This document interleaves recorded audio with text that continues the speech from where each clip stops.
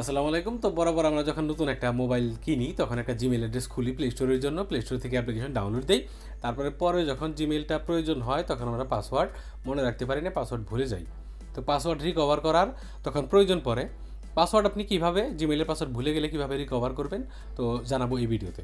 তো password recover করার জন্য আপনি প্রথমত যে পদ্ধতি অবলম্বন করতে পারেন সেটা হলো যে আপনি জিমেইল খোলার সময় যদি আপনার ফোন নাম্বার দিয়ে থাকেন তাহলে সেই ফোন নাম্বারে কোড সেন্ড করে ফরগেট পাসওয়ার্ড যে অপশনটা দেখবেন, যে আপনি যখন পাসওয়ার্ড ভুলে গেছেন নিচে একটা অপশন থাকে ফরগেট পাসওয়ার্ড। তো ফরগেট পাসওয়ার্ডের মধ্যে ক্লিক করলে আপনার অপশন দেখাবে কোন কোন অপশন অ্যাভেলেবল আছে। যদি আপনার ফোন নাম্বারের অপশন অ্যাভেলেবল থাকে আপনার ফোন নাম্বারের মধ্যে ক্লিক করে দেবেন, ফোন নাম্বার একটা কোড যাবে, সেই কোডটা বক্সের মধ্যে বসাইলে তারপর আপনি নতুন পাসওয়ার্ড দেওয়ার সুযোগ পাবেন, আপনার পাসওয়ার্ড হয়ে গেল। তারপরে আপনি ফরগেট পাসওয়ার্ডের মধ্যে ক্লিক করার পর আপনি দেখতে পারবেন যদি আপনার রিকভার ইমেইল দেখায়, তো সেই ইমেইলের মধ্যে কোড সেন্ড করে কিন্তু আপনি আপনার নতুন একটা পাসওয়ার্ড সেট করে নিতে পারবেন জিমেইলের। যদি আপনার এই দুইটার একটাও না থাকে তো সেক্ষেত্রে আপনি যদি সেভ করে থাকেন আপনার পাসওয়ার্ডটা আপনার ফোনের মধ্যে, সেটা কিন্তু আপনি খুঁজে পাবেন।